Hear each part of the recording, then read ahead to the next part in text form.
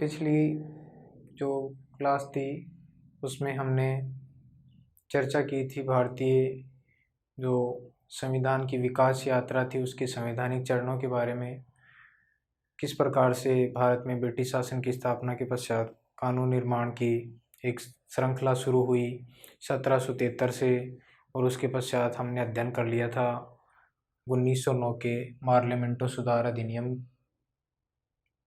उसके पश्चात हम जो आगे चर्चा करेंगे दोस्तों उसमें आता है भारत परिषद अधिनियम। भारत परिषद अधिनियम 1919। भारत परिषद अधिनियम 1919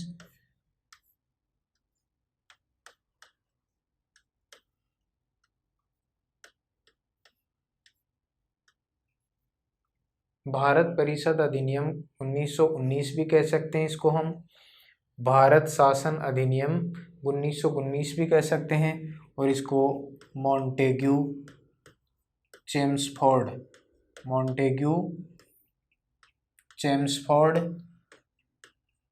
सुधार अधिनियम।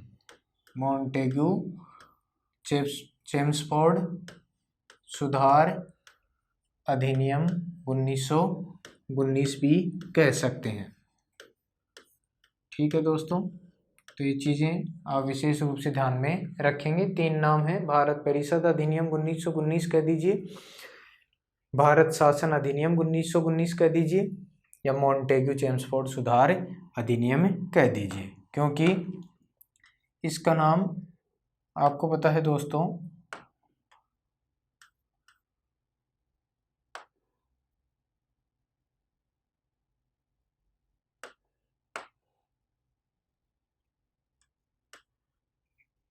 मॉन्टेग्यू चेम्सफोर्ड सुधार अधिनियम इसको क्यों कहा जाता है, क्योंकि मॉन्टेग्यू उस समय भारत सचिव थे।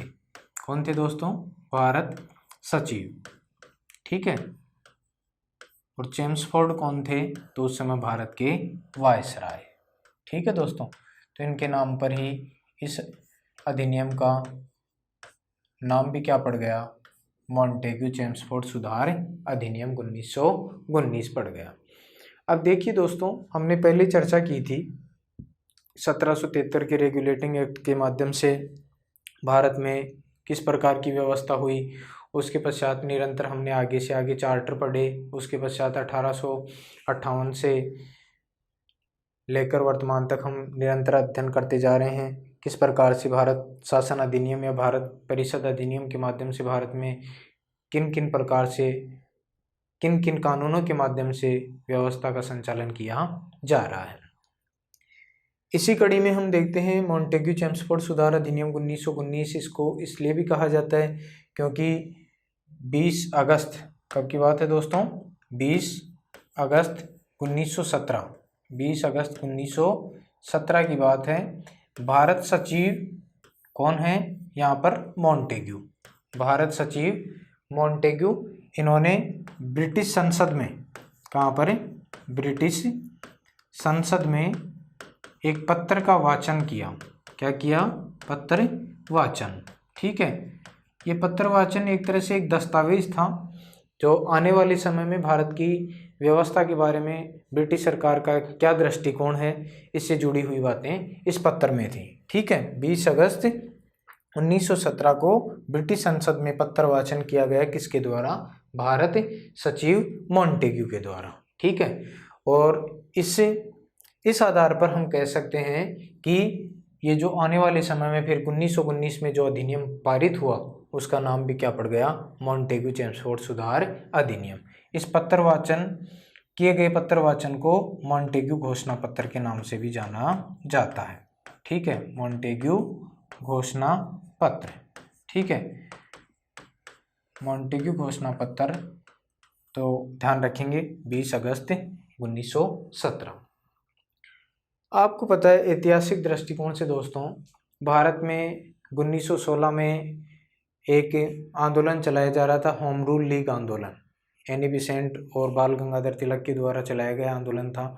तो उसमें प्रमुख रूप से जो भारतीयों की मांग थी वो यही थी कि भारत में उत्तरदायी शासन की स्थापना होनी चाहिए। क्या होनी चाहिए? उत्तरदायी शासन की स्थापना। तो मॉन्टेग्यू घोषणा पत्र में भी मुख्य रूप से किसका जिक्र किया गया? उत्तरदायी शासन की स्थापना। ठीक है, उत्तरदायी शासन की स्थापना। कहने का मतलब मॉन्टेग्यू घोषणा पत्र में जो चीज थी, मॉन्टेग्यू जो प्रस्ताव था, उसमें उत्तरदायी शासन की व्यवस्था करने की बात कही गई थी। तभी जाकर फिर आपको पता है एनी बेसेंट अपना होम रूल आंदोलन क्या कर देंगी? समाप्त कर देंगी, क्योंकि मुख्य जो बात थी वो यही थी, उत्तरदायी शासन। लेकिन उसमें ये जिक्र नहीं था, इस बात का उल्लेख नहीं था कि उत्तरदायी शासन की व्यवस्था किस प्रकार से होगी। ठीक है, केवल इतना ही दर्शाया गया था कि भारतीयों के लिए उत्तरदायी शासन की व्यवस्था होगी आने वाले समय में। इस प्रकार की व्यवस्था नहीं थी कि किस प्रकार से दिया जाएगा। उसके पश्चात आगे हम देखते हैं दोस्तों, मॉन्टेग्यू चेम्सफोर्ड सुधार अधिनियम में 1919 में प्रमुख रूप से कौन कौन सी चीज़ें लागू हुई। ठीक है, तो प्रमुख जो तथ्य हैं हम यहाँ पर देखेंगे, प्रमुख बातें। भारत में पहली बार प्रत्यक्ष निर्वाचन, जो विधान परिषद के जो सदस्य थे उनका चुनाव किस प्रकार से हुआ? डायरेक्ट होने लग गया जनता के द्वारा। ठीक है, तो भारत में प्रत्यक्ष निर्वाचन की शुरुआत किस अधिनियम के माध्यम से मानी जाती है? 1919 की मॉन्टेग्यू चेम्सफोर्ड सुधार अधिनियम से मानी जाती है। ठीक है, और मुख्य रूप से कौन सी बात इसमें दिखाई गई? उत्तरदायी शासन की बात। उसके बाद में अगली जो बात आती है वो क्या आती है? केंद्रीय और प्रांतीय विषय अलग कर दिए गए। केंद्रीय विषय अलग और प्रांतीय विषय क्या हो गए? अलग हो गए। ठीक है, केंद्रीय विषय अलग और प्रांतीय विषय क्या कर दिए गए दोस्तों? अलग कर दिए गए। यानी केंद्रीय विषय तो कौन देखेगा? Governor general. कौन देखेगा? Governor general. ठीक है, गवर्नर जनरल। और प्रांतीय विषय कौन देखेगा? तो यहाँ पर गवर्नर। ठीक है, प्रत्येक प्रांत में अंग्रेजों का क्या होता था दोस्तों? गवर्नर होता था। तो केंद्रीय विषयों को प्रांतीय विषयों से क्या किया गया? अलग किया गया। केंद्रीय विषय किसके अधीन रखे गए? गवर्नर जनरल के अधीन रखे गए। और प्रांतीय विषय किसके अधीन रखे गए? तो आप बता देंगे गवर्नर के अधीन रखे गए। उसके बाद में दोस्तों आगे जो बात आती है वो यह आती है कि गवर्नर के अंतर्गत जो प्रांतीय विषय रखे गए उसमें यह किया गया कि इन प्रांतीय विषयों को भी फिर कितने भागों में बांट दिया? 2 भागों में। कितने भागों में? 2 भागों में बांट दिया। एक तो आरक्षित, कौन सा भाग? आरक्षित।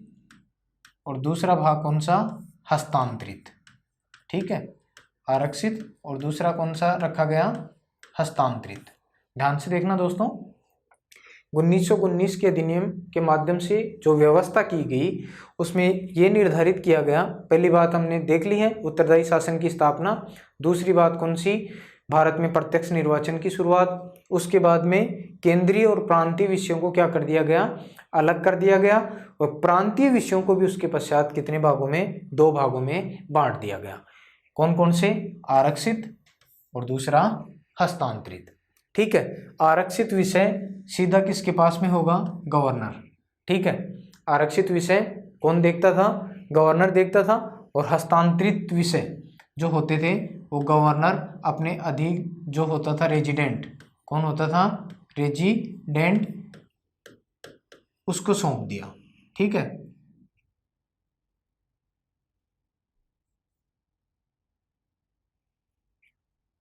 ठीक है दोस्तों, गवर्नर ने करने का मतलब अन्य को सौंप दिए। कौन से विषय?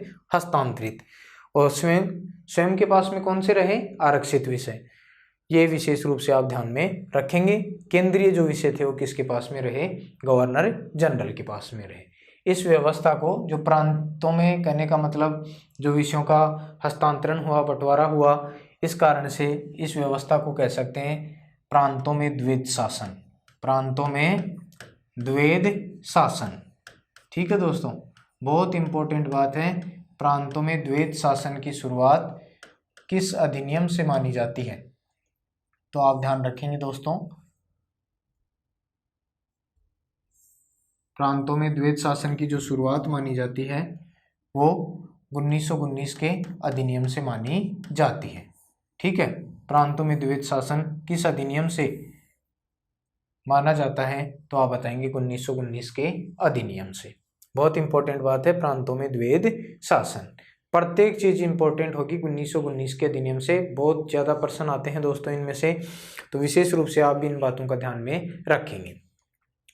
उसके बाद में हम आगे बढ़ते हैं दोस्तों, और आगे क्या आता है देखो, इसमें पहली बार महिलाओं को मताधिकार, महिलाओं को क्या दिया गया, मताधिकार। पहली बार महिलाओं को जो मताधिकार दिया गया, वोट देने का अधिकार, वो किस अधिनियम के माध्यम से दिया गया। ठीक है, तो महिलाओं को मताधिकार भी आप बता देंगे कौन सा अधिनियम है, 1919 का मॉन्टेग्यू चेम्सफोर्ड सुधार अधिनियम। याद रहने वाली बात है, कोई विशेष बातें नहीं है। महिलाओं को मताधिकार मिला 1919 के अधिनियम से। डायरेक्ट भी बोल सकते हैं हम इसको, क्योंकि 3 नाम है इसके, भारत शासन अधिनियम, भारत परिषद अधिनियम, मॉन्टेग्यू चेम्सफोर्ड सुधार अधिनियम। उसके बाद में अगली जो बात आती है वो बहुत ज़्यादा इंपॉर्टेंट है दोस्तों, और उसमें हमने 1909 के अधिनियम में पढ़ा था कि भारत में सांप्रदायिक निर्वाचन प्रणाली, सांप्रदायिक निर्वाचन प्रणाली, सांप्रदायिक निर्वाचन जो प्रणाली है इसकी शुरुआत कब हुई दोस्तों। तो भारत में सांप्रदायिक निर्वाचन प्रणाली की शुरुआत कब हुई बताइए, तो आप बताएंगे 1909 के मार्ले मिंटो सुधार अधिनियम। पढ़ा था हमने, इससे जस्ट पहले वही तो था, भारत में मुसलमानों के लिए पृथक निर्वाचन की व्यवस्था की गई सांप्रदायिक निर्वाचन प्रणाली के माध्यम से, और उस व्यवस्था ने आगे जाकर भारत में विभिन्न प्रकार की वैमनस्यता उत्पन्न की। ये भी आपको पता है, क्योंकि जब 1909 का अधिनियम पारित किया जा रहा था तभी जो मार्ले भारत सचिव थे उन्होंने वायसराय मिंटो को कहा था कि हम ऐसे कड़वे बीज बो रहे हैं जिसकी फसल आने वाले समय में घातक साबित होगी। और इसके अलावा हमारे एक जो संविधान सभा के सदस्य थे कन्हैया लाल माणिक्य लाल मुंशी, उन्होंने भी ये बात कही थी कि इसने उभरते हुए प्रजातंत्र को मार डाला। कौन से अधिनियम ने, 1909 के अधिनियम के बारे में के.एम. मुंशी का विचार था कि इसने उभरते हुए प्रजातंत्र को मार डाला। किसके कारण कहा था उन्होंने, इस सांप्रदायिक निर्वाचन प्रणाली के बारे में ही कहा था। अब देखिए, तो वहां जब ये बात हो गई 1909 के अधिनियम में, तो हम यहाँ इसका क्या कर रहे हैं, तो इसके बारे में भी आप ध्यान रखेंगे। सांप्रदायिक निर्वाचन प्रणाली का इस अधिनियम में क्या किया गया दोस्तों, विस्तार किया गया। क्या किया गया, विस्तार। कहने का मतलब इसको बढ़ाया गया। इसको क्या किया गया, बढ़ाया गया। बड़ी एग्जाम में प्रश्न आया इसका कि 1919 के अधिनियम के अंतर्गत किन समुदायों को सांप्रदायिक निर्वाचन प्रणाली के अंतर्गत पृथक निर्वाचन दिया गया। तो ध्यान रखेंगे दोस्तों, ऐसे कौन कौन से समुदाय थे जिनको 1919 के अधिनियम के माध्यम से पृथक निर्वाचन मिला। तो आप ध्यान रखेंगे, एक तो थे सिख। कौन सा समुदाय, सिख समुदाय। इसके अलावा दूसरा ध्यान रखेंगे आप, भारतीय ईसाई, भारतीय ईसाई। उसके बाद में तीसरा ध्यान रखेंगे आप, आंग्ल भारतीय, आंग्ल भारतीय। और चौथा जो समुदाय था दोस्तों वो था यूरोपीय। ठीक है, ये विशेष रूप से बात आप ध्यान में रखेंगे। 1919 के अधिनियम के माध्यम से सांप्रदायिक निर्वाचन प्रणाली का विस्तार करते हुए, पहले केवल एक ही समुदाय को सांप्रदायिक निर्वाचन प्रणाली के अंतर्गत पृथक निर्वाचन दिया गया था, अब इसमें 4 समुदायों को और जोड़ दिया गया। कौन कौन से, एक तो सिख, कौन सा समुदाय, एक तो सिख समुदाय, इसके अलावा एक भारतीय ईसाइयों को जोड़ा गया, और इसके अलावा आंग्ल भारतीय जिसे हम एंग्लो इंडियन कहते हैं, और एक कौन सा समुदाय, तो आप बताएंगे यूरोपीय समुदाय। तो इन 4 को भी कहने का मतलब क्या दे दिया गया, पृथक निर्वाचन दे दिया गया। धीरे धीरे कहने का मतलब भारतीय जो समाज था उसमें एक प्रकार से कहने का मतलब दूरियां उत्पन्न करना शुरू कर दिया अंग्रेजों के द्वारा। इस अधिनियम के बारे में ज़्यादातर विद्वान कहते हैं कि ये जो अधिनियम था ये भारतीयों का आर्थिक शोषण करने, भारतीयों का क्या करने, आर्थिक शोषण करने के उद्देश्य से लाया गया था। ठीक है, ये भारतीयों का आर्थिक शोषण करने और इसके अलावा लंबे समय तक गुलाम बनाए रखने, लंबे समय तक क्या करना, गुलाम बनाए रखना। ठीक है, ये इरादा था किसका, अंग्रेजों का। ये भी ध्यान रखेंगे, ये जो अधिनियम लाया गया ब्रिटिश सरकार के द्वारा, इसका प्रमुख जो उद्देश्य था भारतीयों का आर्थिक शोषण करना और लंबे समय तक उन्हें गुलाम बनाए रखना। तो ये दोस्तों आप चीज़ें ध्यान में रखेंगे, प्रत्येक चीज़ इंपॉर्टेंट है इस अधिनियम की, इसके बारे में आप गहराई तक जानने की कोशिश करेंगे। उसके पश्चात जो आगे बात आती है दोस्तों, वो क्या आती है इसके अंतर्गत, तो यहाँ हम देखेंगे भारत में इस अधिनियम के माध्यम से एक केंद्रीय लोक सेवा आयोग, ध्यान रखेंगे दोस्तों, केंद्रीय लोक सेवा आयोग, केंद्रीय लोक सेवा आयोग बनाने का एक आधार तय किया गया कि भारत में क्या बनाया जाएगा, एक केंद्रीय लोक सेवा आयोग के गठन का प्रावधान किया जाएगा। ठीक है, आगे जाकर फिर आपको पता है इस बात की जो व्याख्या है वो तो कर दी थी 1919 के अधिनियम के माध्यम से ही, लेकिन फिर आगे जाकर ली आयोग क्या बनेगा दोस्तों, ली आयोग बनेगा, और ली आयोग की सिफारिश, ठीक है, ली आयोग की सिफारिश के आधार पर फिर भारत में जो केंद्रीय लोक सेवा आयोग है इसका गठन कब होगा, तो आप ध्यान रखेंगे गठन 1926 में। कब होगा दोस्तों, 1926 में। ये भी आप ध्यान रख लेंगे, यानी केंद्रीय लोक सेवा आयोग के गठन का प्रावधान किस अधिनियम के माध्यम से रखा गया, तो 1919 के मॉन्टेग्यू चेम्सफोर्ड सुधार अधिनियम के माध्यम से। ठीक है, आगे जाकर फिर ली आयोग की सिफारिशों के आधार पर भारत में इसका गठन कब हुआ था, 1926 में। और इसके जो प्रथम आपको पता है अध्यक्ष बनेंगे वो कौन बनेंगे, तो आप बताएंगे सर रोस बारकर, सर रोस बारकर, सर रोस बारकर इसके पहले क्या बने थे, प्रथम अध्यक्ष। ठीक है दोस्तों, ये चीज़ें आप ध्यान में रखेंगे, प्रथम अध्यक्ष सर रोस बारकर, किसके, केंद्रीय लोक सेवा आयोग के। तो ये सारी चीज़ें इंपॉर्टेंट हैं दोस्तों 1919 के अधिनियम के बारे में। अब देखिए एक और बात, विशेष बात है दोस्तों, ये भी आप ध्यान रखेंगे कि भारत में पहले आपको पता है एक सदनीय यानी केंद्रीय विधान परिषद की स्थापना की गई थी, एक ही सदन था, एक सदनात्मक विधानमंडल भी कह सकते हैं उसको। कब किया गया था, ये बताया था मैंने आपको 1853 की चार्टर एक्ट के माध्यम से।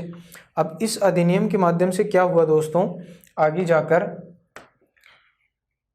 1919 के अधिनियम में भारत में द्विसदनीय क्या हुआ, द्विसदनीय विधायिका, जैसे आजकल व्यवस्थापिका होती है विधायिका, उसी का नाम है द्विसदनीय विधायिका की स्थापना की गई। ठीक है, द्विसदनीय विधायिका इसकी स्थापना की गई, और द्विसदनीय विधायिका में इसके दो अंग कौन कौन से हुए, तो ये आप ध्यान रखेंगे, द्विसदनीय विधायिका में दो अंग कौन कौन से हुए, इसके दो अंग, एक तो आप बता देंगे केंद्रीय विधानसभा, केंद्रीय विधानसभा, ठीक है, एक तो हो गई केंद्रीय विधानसभा जिसको नेशनल असेंबली कहा जाता है, और एक होती है राज्य परिषद। एक कौन सी है, राज्य परिषद, काउंसिल ऑफ स्टेट जिसको कह सकते हैं। वर्तमान ढांचा भी इसी प्रकार का आपको पता है, भारत में द्विसदनीय क्या है, व्यवस्था है विधायिका की, संसद के दो सदन हैं आपको पता है, तीन अंग होते हैं, राष्ट्रपति जुड़ जाता है अपने आप ही आपको पता है। तो द्विसदनीय जो विधायिका है उसकी व्यवस्था 1919 के अधिनियम के माध्यम से की गई थी दोस्तों, और इसके अंतर्गत केंद्रीय विधानसभा और राज्य परिषद का गठन किया गया। सेम वही फॉर्मूला है, आज केंद्रीय विधानसभा, राज्य परिषद, इसके अलग अलग नाम हो गए, लोकसभा और राज्यसभा। उसके बाद में अगली जो बात आती है वो ये है कि 1919 का जो अधिनियम है इसको पारित किया गया, मॉन्टेग्यू चेम्सफोर्ड सुधार अधिनियम को पारित किया गया, तब उसमें यह व्यवस्था की गई थी कि इस अधिनियम के पारित होने के 10 वर्षों के भीतर, 10 वर्षों के भीतर यानी 10 वर्षों के अंदर एक वैधानिक आयोग का गठन किया जाएगा। किसका गठन किया जाएगा? वैधानिक आयोग का गठन किया जाएगा। ठीक है दोस्तों, ये तय किया गया था किस अधिनियम के माध्यम से? 1919 के अधिनियम के माध्यम से, कि इस अधिनियम के पारित होने के 10 वर्षों के भीतर एक वैधानिक आयोग का क्या किया जाएगा? गठन किया जाएगा, और ताकि उसके माध्यम से इस अधिनियम के कार्यों की प्रगति की समीक्षा की जा सके। यह आपको पता भी है, इस अधिनियम के कार्यों की प्रगति की समीक्षा के लिए ब्रिटिश सरकार ने एक आयोग गठित किया था जिसका नाम है साइमन कमीशन। ठीक है दोस्तों, कौन सा कमीशन? साइमन कमीशन, श्वेत कमीशन, सांसद आयोग जिसको कहा जाता है, जिसका सभी भारतीयों ने विरोध किया था। सभी 7 सदस्य थे उसमें, सभी सदस्य अंग्रेज होने के कारण भारतीयों ने उसका क्या किया था? विरोध किया था। उसके पश्चात आपको पता है साइमन कमीशन का विरोध करने वाली जो भीड़ थी उसका लाहौर में नेतृत्व करते हुए हमारे जो लाला लाजपत राय साहब, महान क्रांतिकारी नेता, उनका लाठीचार्ज में घायल अवस्था में होने के पश्चात थोड़े दिनों पश्चात निधन हो गया था। ये सारी बातें उस वैधानिक आयोग से जुड़ी हुई हैं जिसका नाम क्या था? Simon commission.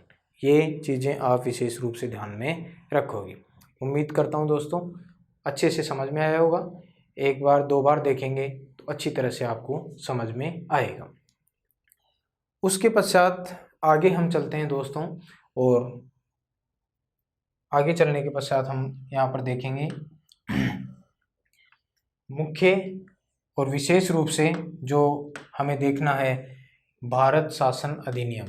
भारत शासन अधिनियम 1935।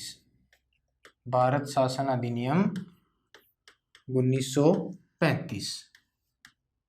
भारत शासन अधिनियम 1935 के बारे में बहुत ज़्यादा इम्पोर्टेंट जानकारियां हैं दोस्तों, और ये जानकारियां आपको ध्यान में रखनी है, बहुत ज़्यादा इम्पोर्टेंट। ज़्यादातर प्रश्न इन्हीं में से निकलता है, 1909, 1919, उसके पश्चात 1935। बेसिक जानकारी जो पहले मैंने आपको बताया है उनके बारे में भी आपको मोटे तौर पर ध्यान में रहना चाहिए, लेकिन ये जो 20वीं शताब्दी के जो आपको बताए गए हैं वो अधिनियम तो आपको विशेष रूप से ध्यान में रखने होंगे। इसी कड़ी में हमारा जो आगे का आता है भारत शासन अधिनियम 1935। इसमें कौन सी व्यवस्था की गई तो इसके बारे में हम देखेंगे। देखिए दोस्तों, सबसे इम्पोर्टेंट बात, 2018 में राजस्थान की जो SI की एग्ज़ाम लगी थी उसमें ये प्रश्न आ चुका है कि भारत में किस अधिनियम के माध्यम से अखिल भारतीय संघ बनाने का प्रावधान किया गया? अखिल भारतीय संघ, ठीक है, अखिल भारतीय संघ बनाने का प्रावधान। संघ बनाने का क्या किया गया? प्रावधान। संघ बनाने का प्रावधान किस अधिनियम के माध्यम से किया गया? तो दोस्तों आप ध्यान में रखेंगे किसका? 1935 का भारत शासन अधिनियम।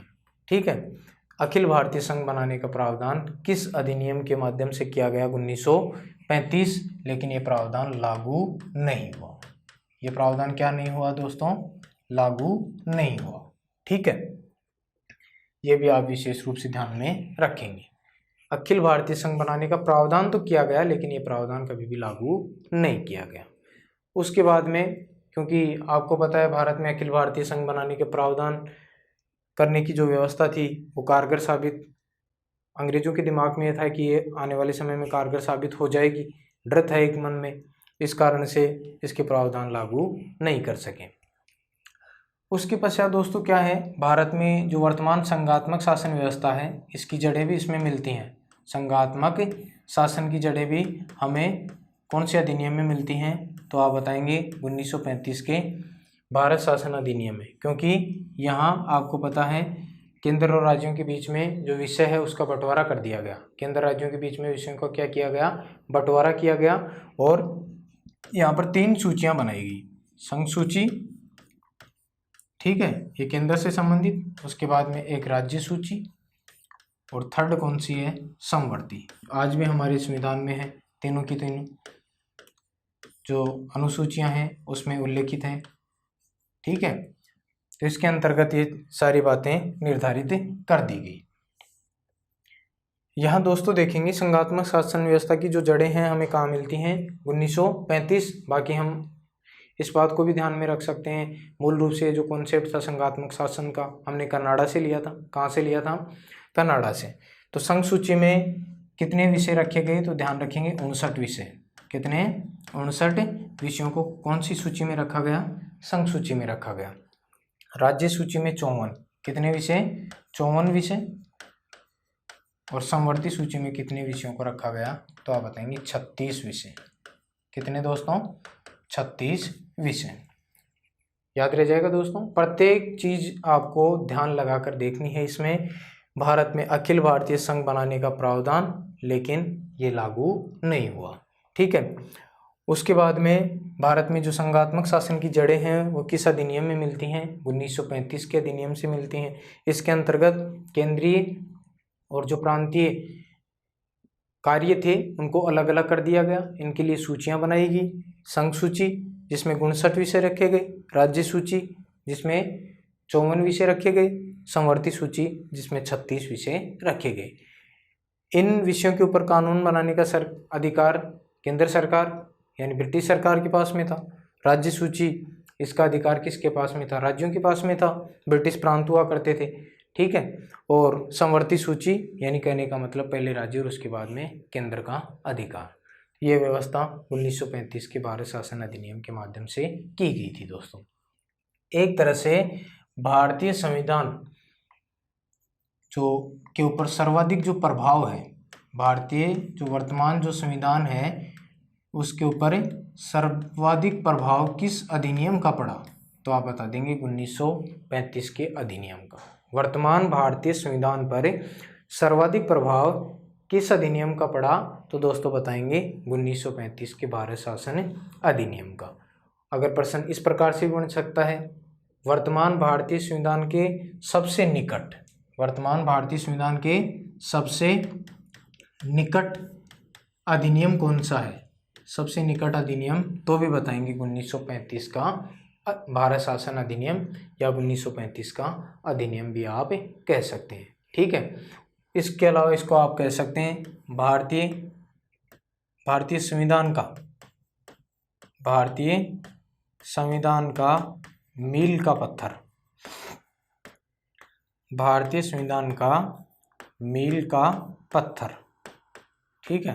भारतीय संविधान का मील का पत्थर साबित हुआ कौन सा अधिनियम, तो आप बताएंगे 1935 का भारत शासन अधिनियम, ठीक है। क्योंकि आपको पता है भारतीय संविधान का मील का पत्थर क्यों साबित होगा, क्योंकि इसके अंतर्गत 321 अनुच्छेद, कितने, 321 अनुच्छेद, इसके अलावा 10 अनुसूचियाँ, कितनी अनुसूचियाँ, 10 अनुसूचियाँ, और इसके अलावा कितने, 14 भाग, कितने भाग, 14 भाग, ये क्या कर दिए गए थे दोस्तों, निर्धारित कर दिए गए थे। किस अधिनियम में, 1935 के अधिनियम।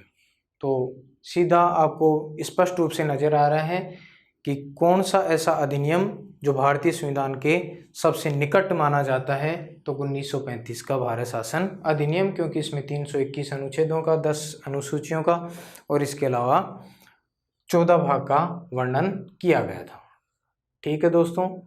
तो आप वर्तमान में भी आप देख सकते हैं, वर्तमान जो भारतीय संविधान है उसमें जो ज़्यादातर प्रावधान किए गए हैं वो हमने कहाँ से, 1935 के भारत शासन अधिनियम से ज्यों के त्यों ग्रहण कर लिए हैं। लगभग 2/3 जो प्रावधान है हमने 1935 के भारत शासन अधिनियम से ही ग्रहण किए हैं। ये बात विशेष रूप से आप लोगों के जहन में होनी चाहिए। उसके बाद में दोस्तों अगली जो बात आती है वो मैंने आपको बताया था 1919 के अधिनियम के माध्यम से प्रांतों में द्वैध शासन, प्रांतों में क्या हुआ दोस्तों, द्वैध शासन लागू हुआ था। कौन से अधिनियम, तो 1919 का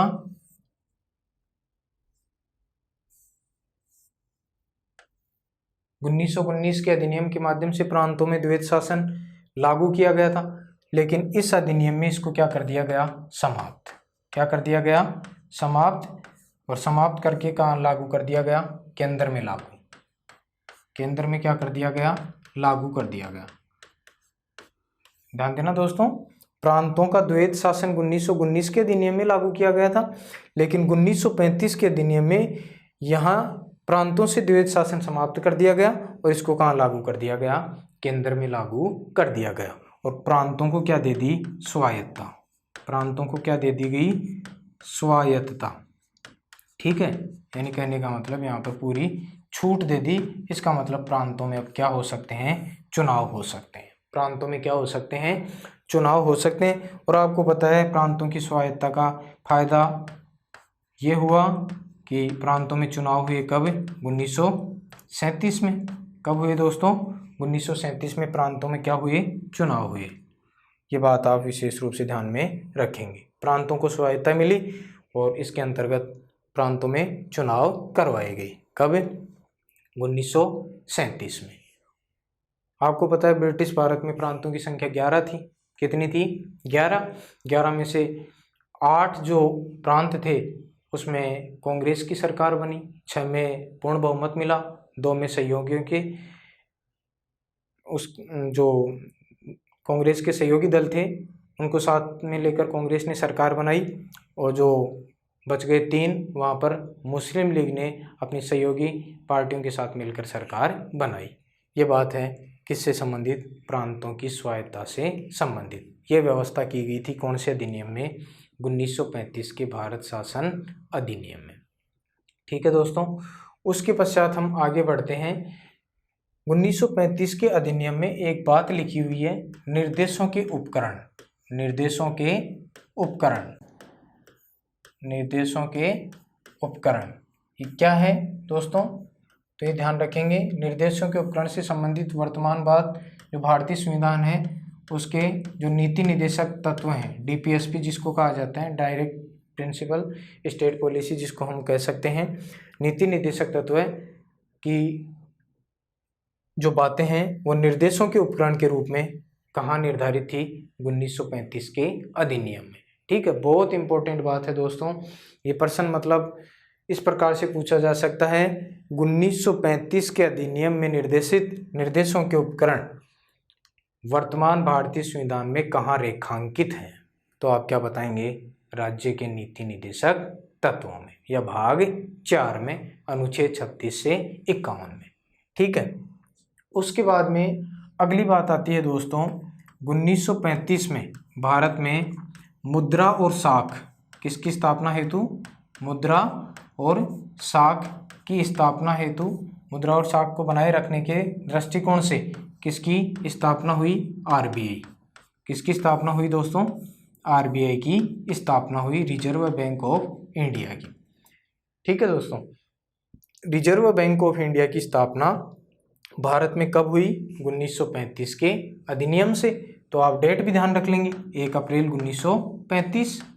1 अप्रैल 1935 को भारत में आरबीआई की क्या हुई थी, स्थापना हुई थी, रिजर्व बैंक ऑफ इंडिया की स्थापना हुई थी। ठीक है, किसकी स्थापना हेतु, मुद्रा और साख की स्थापना हेतु। उसके बाद में दोस्तों हम आगे चलते हैं और आगे 1937 में, 1937 में क्या हुआ, इस अधिनियम के माध्यम से कानून निर्माण की दृष्टि से, कानून निर्माण की दृष्टि से बर्मा, वर्तमान जिसको हम म्यांमार बोलते हैं, बर्मा को भारत से अलग किया गया। भारत से क्या कर दिया गया, अलग। ठीक है, यानी कहने का मतलब ये है दोस्तों, पहले भारत और बर्मा, क्योंकि यहाँ पर भी अंग्रेजों का शासन था, भारत में भी अंग्रेजों का शासन था, तो बर्मा भारत से बाद में जाकर अंग्रेजों की गुलामी से मुक्त हुआ 1948 में। श्रीलंका और बर्मा लगभग साथ साथ हुए थे। कानून जो बनते थे पहले 1937 से पहले, वो भारत और बर्मा के लगभग मिले जुले मिलते थे। कहने का मतलब जो प्रावधान भारत में होते थे वैसे ही प्रावधान कहाँ होते थे, बर्मा में भी। अब इस अधिनियम के माध्यम से तय कर दिया गया कि कानून बनाने की दृष्टि से या कानून निर्माण की दृष्टि से बर्मा भारत से क्या हो जाएगा, अलग हो जाएगा। भारत के कानून अलग, बर्मा के कानून अलग। ये व्यवस्था भी की गई कौन से अधिनियम से, 1935 के भारत शासन अधिनियम के माध्यम से। उसके बाद में दोस्तों बात है 1937 में भारत में फेडरल कोर्ट किसकी स्थापना हुई, फेडरल कोर्ट की स्थापना हुई, संघीय न्यायालय। इसको हम हिंदी में क्या कह सकते हैं, संघीय न्यायालय। ठीक है दोस्तों, संघीय न्यायालय की स्थापना, ये ध्यान रखेंगे दोस्तों। भारत में फेडरल कोर्ट या जिसको हिंदी में क्या कह सकते हैं, संघीय न्यायालय की स्थापना कब हुई, 1937 में। और यही जो फेडरल कोर्ट या संघीय न्यायालय है, स्वतंत्र भारत का संविधान लागू होने के पश्चात भारत का क्या बन गया, सर्वोच्च न्यायालय। क्या बन गया दोस्तों, सर्वोच्च न्यायालय बन गया। ये ध्यान रखेंगे आप। आज जो हमारे देश का सुप्रीम कोर्ट है वो 1935 के अधिनियम के माध्यम से किसके रूप में स्थापित किया गया था, फेडरल कोर्ट के रूप में स्थापित किया गया था, संघीय न्यायालय के रूप में स्थापित किया गया था। स्थापना 1 अक्टूबर 1937 की तिथि को की गई थी। उसके पश्चात ध्यान रख लेना यहाँ पर, इस संघीय न्यायालय यानी फेडरल कोर्ट जो एक ही बात है, इसके मुख्य न्यायाधीश कौन बने थे, मुख्य न्यायाधीश। तो यहाँ पर यह बात विशेष रूप से आप ध्यान रखेंगे, उनका नाम था सर मॉरिस ग्वेयर। ठीक है दोस्तों, सर मॉरिस ग्वेयर फेडरल कोर्ट या संघीय जो न्यायालय स्थापित हुआ था भारत में, इसके प्रथम मुख्य न्यायाधीश बने थे।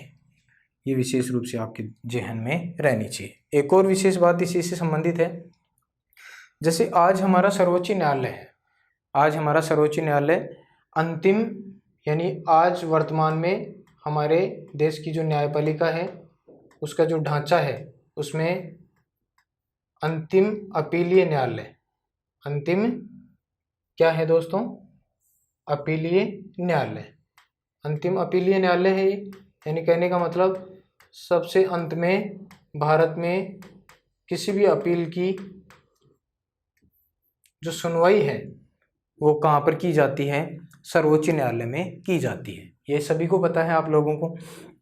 तो अंतिम अपीलीय न्यायालय के रूप में वर्तमान में सर्वोच्च न्यायालय है, लेकिन ये वर्तमान में ही है दोस्तों, पहले नहीं था। जब ये गठित हुआ था 1937 में तो ये अंतिम अपीलीय न्यायालय नहीं था। ये तो भारत स्वतंत्र होने के पश्चात जब गणतंत्र के रूप में भारत 26 जनवरी 1950 को सामने आया, उसके पश्चात हमारा अंतिम अपीलीय न्यायालय बन गया। पहले ऐसा नहीं था। पहले अंतिम अपीलीय न्यायालय कहाँ था, प्रिवी काउंसिल। क्या थी, प्रिवी काउंसिल। ये लंदन में थी। कहाँ थी, लंदन। ठीक है, यानी कहने का मतलब किसी भी अपील की अंतिम सुनवाई कहाँ होती थी, लंदन स्थित प्रिवी काउंसिल में होती थी। ठीक है, वही अंतिम फैसला यहाँ से किया जाता था। वर्तमान में जो ही देश आज़ाद हुआ, भारत गणतंत्र बना और उसके पश्चात सर्वोच्च न्यायालय हमारा क्या बन गया, अंतिम अपीलीय न्यायालय। ध्यान में रखने लायक बात है, विशेष बात है दोस्तों, जो हमेशा आपके ध्यान में रहनी चाहिए। ये बात भी की गई 1937 के अधिनियम के माध्यम से। ठीक है दोस्तों, उसके पश्चात हम आगे बढ़ेंगे और ये देखेंगे कि 1935 का जो अधिनियम था, 1935 का जो अधिनियम था के बारे में अनेक विद्वानों ने क्या क्या मत कहे हैं, अधिनियम के बारे में मत। ठीक है, 1935 के अधिनियम के बारे में विभिन्न विद्वानों के क्या क्या मत हैं, ये आप ध्यान दीजिएगा। बहुत इंपॉर्टेंट है दोस्तों, इनमें से किसी भी विद्वान के बारे में प्रश्न किया जा सकता है। देखिए, जैसे हमारे देश के प्रथम प्रधानमंत्री आज़ाद भारत के बनेंगे जे.एल. नेहरू। तो जे.एल. नेहरू ने 1935 के अधिनियम के बारे में क्या कहा, जे.एल. नेहरू ने 1935 के अधिनियम के बारे में क्या कहा दोस्तों, तो ध्यान दीजिएगा। इंजन रहित गाड़ी, इंजन रहित गाड़ी जिसमें अनेक ब्रेक लगे हुए हैं। ठीक है, इंजन रहित गाड़ी जिसमें अनेक ब्रेक लगे हुए हैं। ठीक है, अनेक ब्रेक लगे हुए। ठीक है, ये विशेष रूप से ध्यान में रखेंगे। 1935 के अधिनियम के बारे में जवाहरलाल नेहरू ने क्या कहा, क्या वक्तव्य दिया, बहुत ही शानदार बात। इंजन रहित गाड़ी यानी 1935 का अधिनियम क्या है, एक ऐसी इंजन रहित गाड़ी है जिसमें अनेक क्या हैं, ब्रेक लगे हुए हैं। और यहाँ पर उनका जो तात्पर्य था, इंजन रहित गाड़ी का मतलब ये किससे था, आज़ादी। इसका मतलब क्या था, आज़ादी से था कि आज़ादी तो है नहीं और उसके ऊपर भी क्या है, अनेक ब्रेक लगे हुए हैं। बहुत इंपॉर्टेंट बात है, बहुत अच्छा वक्तव्य है जवाहरलाल नेहरू का। आपको पता है दोस्तों, 1935 के अधिनियम के बारे में जो ब्रिटेन में एक लेबर पार्टी का नेता था, क्लीमेंट एटली। क्लीमेंट एटली जो आगे जाकर आपको पता है ब्रिटेन का प्रधानमंत्री बनेगा। द्वितीय विश्व युद्ध की समाप्ति के पश्चात ब्रिटेन में जब चुनाव होंगे तो यही व्यक्ति मजदूर दल का जो नेता था, लेबर पार्टी का प्रमुख था, यही ब्रिटेन का क्या बनेगा, प्रधानमंत्री बनेगा। तो इसने भी 1935 के अधिनियम के बारे में कहा था, यह अविश्वास का प्रतीक है। अविश्वास का क्या है, प्रतीक। ठीक है, अविश्वास का प्रतीक कहा, ये ध्यान रखेंगे दोस्तों। 1935 के अधिनियम को अविश्वास का प्रतीक किस विद्वान ने कहा, क्लीमेंट एटली ने। उसके पश्चात एक इतिहासकार थे दोस्तों, नाम क्या था उनका, तो आप ध्यान रखेंगे, केवी किथ।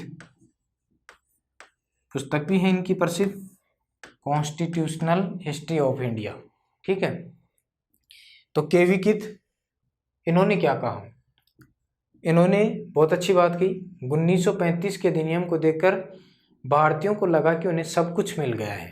केवी किथ ने क्या कहा, 1935 के अधिनियम को देखकर भारतीयों को लगा कि उन्हें सब कुछ मिल गया है। ठीक है, भारतीयों को क्या लगा, सब कुछ मिल गया, लेकिन इंग्लैंड वासियों ने कुछ नहीं खोया। भारतीयों को तो लग गया कि उन्हें सब कुछ मिल गया, लेकिन इंग्लैंड वासियों ने कुछ नहीं खोया। ठीक है दोस्तों, ये ध्यान रखेंगे आप, इंग्लैंड वासियों ने कुछ नहीं खोया, ये कहना था केवी किथ जो इतिहासकार थे, कॉन्स्टिट्यूशनल हिस्ट्री ऑफ इंडिया जिनकी प्रसिद्ध पुस्तक का नाम है, ये इनका वक्तव्य है जो आपके सामने दर्शाया गया है। उसके बाद में एक और नेता जिनके बारे में हम यहाँ पर चर्चा करेंगे, वो कौन थे दोस्तों, मोहम्मद अली जिन्ना। क्या नाम था उनका, मोहम्मद अली जिन्ना, जो कायदे आजम के नाम से जाने जाते हैं, पाकिस्तान के जनक भी हैं मोहम्मद अली जिन्ना। इन्होंने कहा था, ये पूर्णतया सड़ा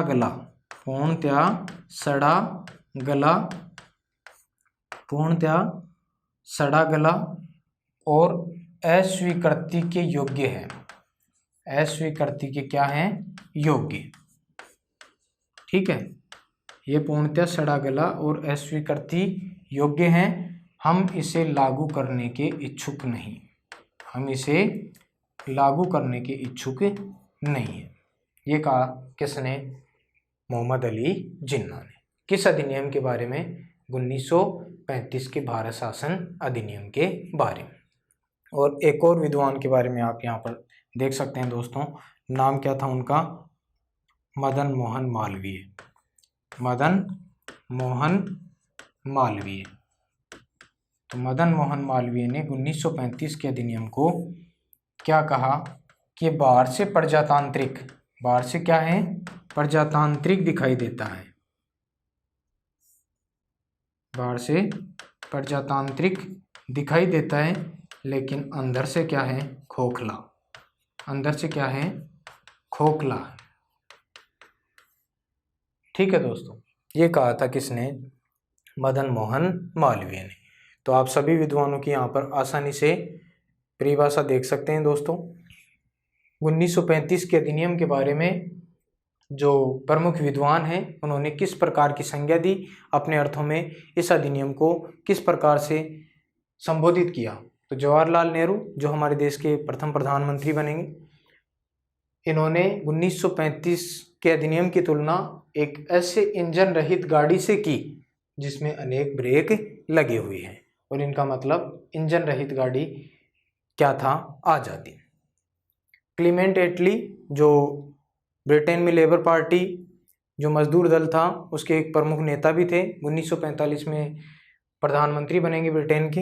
इन्होंने भी इस अधिनियम के पारित होने के पश्चात कहा था यह अविश्वास का प्रतीक है, यानी इसके ऊपर विश्वास नहीं किया जा सकता। केवी किथ जो इतिहासकार थे, इन्होंने भी इस अधिनियम के बारे में क्या कहा था? इस अधिनियम को देखकर भारतीयों को लगा कि उन्हें सब कुछ मिल गया है, लेकिन इंग्लैंड वासियों ने कुछ नहीं खोया। यानी कहने का मतलब चाहे भारतीयों को कुछ भी लगा हो, लेकिन इंग्लैंड वाले लोगों ने अपनी तरफ से भारतीयों को कुछ नहीं दिया है।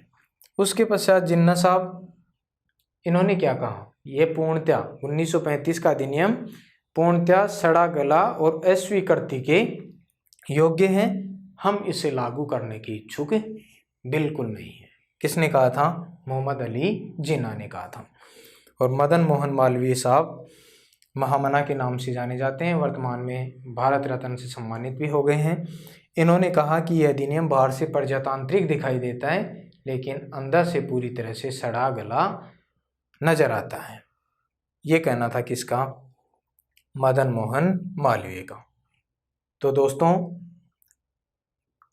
भारतीय संविधान की जो विकास यात्रा है उसके संवैधानिक चरणों का हमने अध्ययन किया है, 1773 के रेगुलेटिंग एक्ट से लेकर 1935 के भारत शासन अधिनियम तक। उम्मीद करता हूं दोस्तों आपको अच्छे से बेहतर समझ में आया होगा।